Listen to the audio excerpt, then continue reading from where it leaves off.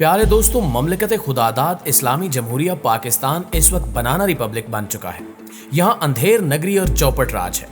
रजीम change operation के नतीजे में हमारे सरों पर मुसल्लत होने वाला ये हुक्मरान टोला जो दिल करता है कर गुजरता है और इन्हें किसी आइन की परवाह है और ना ही किसी कानून का खौफ। ऐसा तो जंगल में होता है कि जिसके पास ताकत हो वो जो चाहे करता फिरे और उससे कोई पूछने वाला ना हो। पाक सरजमीन इमरान खान और इनके फॉलोअर्स पर तंग की जा रही है। लोगों को घरों से उठाया जा रहा है, यूट्यूबर्स को नंगा करके मारा जा रहा है। जब दिल चाहता है चादर और चार दीवारी का तकद्दुस पामाल करते हुए किसी के भी घर में घुस जाते हैं। लोगों को उठाकर गायब कर दिया जाता है, टीवी चैनल्स को बंद कर दिया जाता है, लेकिन कोई इन्हें रोकने वाला नहीं है। अब ये टब्बर इस हद तक मनमानी पर उतर आया है कि पाक फौज के मामलात में भी खुल्ला मुदाखलत शुरू कर दी है। इंपोर्टेड वज़ीर-ए-आज़म शहबाज शरीफ ने तो तमाम ही हदें पार कर दी हैं। इन्होंने अपनी अयाशियों के लिए पाकिस्तान पर एक बोर्ड लगा दिया है कि पाक फौज किराए पर दस्तयाब है। आप सिर्फ पैसे दें, बदले में जितने फौजी चाहिए हम आपको देने के लिए तैयार हैं। जबकि हुकूमत ने पीटीआई रहनुमाओं, सहाफ़ियों और यूट्यूबर्स की गिरफ्तारियों के बाद अब पाक फौज के अफसरान को गिरफ्तार करने का फैसला भी कर लिया है। अब सवाल ये पैदा होता है कि क्या हुकूमत का ये इकदाम फौज में कबूल कर लिया जाएगा? पाक आर्मी फॉर रेंट और इस $1 मिलियन सवाल पर हम आगे तफसील के साथ बात करेंगे। इसके अलावा चंद और अहम डेवलपमेंट्स भी आपके साथ शेयर की जाएंगी कि रात गए इस्लामाबाद पुलिस डॉक्टर शहबाज गिल को पकड़कर पार्लियामेंट लॉजेस ले गई और इनके कमरे की तलाशी के दौरान पिस्तौल और न जाने क्या क्या चीजें बरामद कर ली। राना सनाउल्लाह की सरपरस्ती में काम करने वाली पुलिस चाहे तो शहबाज गिल के कमरे से लियाकत अली खान के कत्ल में इस्तेमाल होने वाला पिस्तौल या तोप और एटम बम भी बरामद कर सकती है। इस किस्म की हरकतों और ऊंचे हथकंडों से यह हुकूमत न सिर्फ अपना मजाक बनवा रही है बल्कि पीटीआई को अवाम की नजर में मजीद मजलूम बना रही है। दोस्तों, सबसे पहले आपको अहम डेवलपमेंट से आगाह करें कि हुकूमत ने बराह रास्त मैदान में आने की बजाय घंटी इस्लामाबाद हाई कोर्ट के गले में बांधने का फैसला किया है। इनका मंसूबा है कि इमरान खान के खिलाफ तौहीन अदालत करके इसे नाअहल करार दे दिया जाए। इस्लामाबाद हाई कोर्ट ने इमरान खान की जानिब से खातून सेशन जज ज़ेबा चौधरी को धमकाने के मामले का नोटिस ले लिया है। ना सिर्फ नोटिस लिया गया बल्कि लार्जर बेंच भी तश्कील दिया गया है। लार्जर बेंच में जस्टिस मोहसिन अख्तर कियानी, जस्टिस मियां गुल हसन औरंगजेब और जस्टिस बाबर सितार शामिल हैं। इमरान खान की 20 अगस्त को की जाने वाली तकरीर की बुनियाद पर रातों रात FIR दर्ज कराई गई। पहले तो बनी गाला से सिक्योरिटी वापस ली गई और फिर गिरफ्तारी का मंसूबा बनाया गया, लेकिन इमरान खान और पीटीआई कारकुनों ने इनका मंसूबा ना सिर्फ नाकाम बनाया बल्कि इन्हें मुंह की खानी पड़ गई। तहरीक इंसाफ के रहनुमा डॉक्टर शहबाज गिल का 2 रोजा जिस्मानी रिमांड हासिल करने के बाद रात गए पुलिस ने पार्लियामेंट लॉजेस में डॉक्टर शहबाज गिल के कमरे पर छापा मारा। पीटीआई रहनुमा शहबाज गिल पुलिस के साथ थे।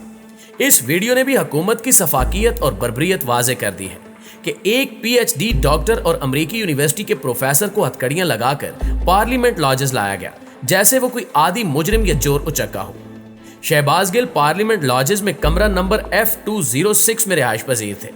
पुलिस ने इनके कमरे से एक लोडेड रिवाल्वर भी बरामद कर लिया। अगर शहबाज गिल और मीडिया नुमाइंदे पुलिस के हमरा न होते तो अब तक शहबाज गिल के कमरे से एटम बम भी बरामद किया जा चुका होता। इस किस्म के हरबे इस्तेमाल करके हुकूमत खुद पीटीआई का बयानिया न सिर्फ आगे बढ़ा रही है बल्कि अपना मजाक भी उड़वा रही है।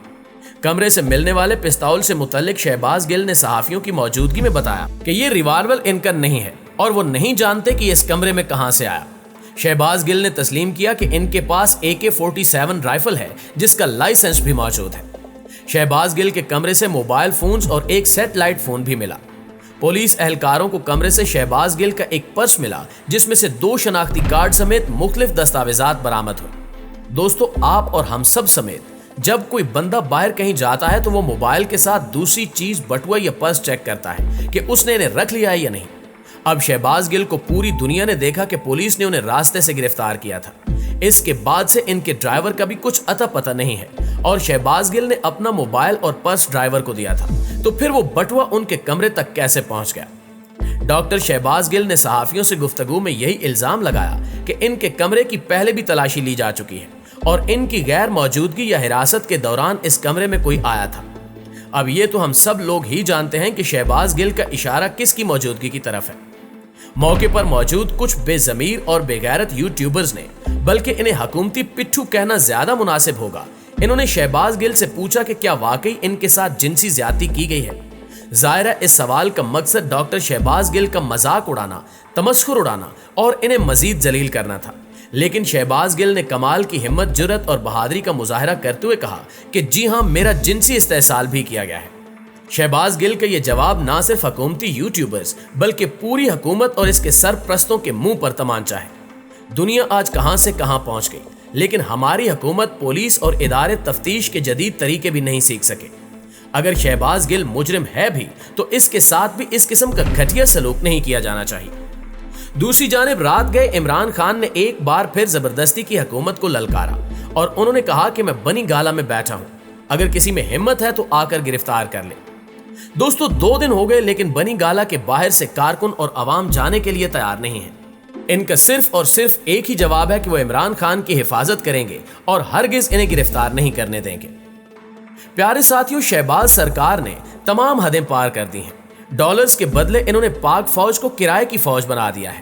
پاکستان کے عوام یہ سوال پوچھ رہے ہیں کہ کیا ہم غلام ہیں یا ہمارے فوجی کوئی پروڈکٹ ہیں کہ جنہیں کرائے پر کسی دوسرے ملک کے حوالے کر دیا جائے۔ لیکن بے ضمیروں پر مشتمل یہ حکمران ٹولہ قطر کی حکومت سے معاہدہ بھی کر چکا ہے۔ اس کی تفصیلات یہ ہیں کہ قطر میں ہونے والے فٹ بال ورلڈ کپ میں حکومت پاکستان نے سیکیورٹی خدمات انجام دینے کے لیے اپنی فوج فراہم کرنے کے معاہدے کی منظوری دے دی ہے۔ وفاقی کابینہ بھی فیفا ورلڈ کپ کے لیے قطر اور پاک فوج کے درمیان اس معاہدے کی منظوری دے چکی ہے۔ اب بہت سے سنگین سوالات اٹھ رہے ہیں کہ کیا حکومت نے اس فیصلے کے لیے عسکری قیادت سے مشورہ کیا تھا؟ اگر مشورہ نہیں کیا تو پھر نیوٹرلز کی مرضی کے بغیر حکومت کیسے یہ فیصلے کر سکتی ہے کہ ہمارے فوجی قطر ورلڈ کپ کے دوران ڈیوٹی کریں گے؟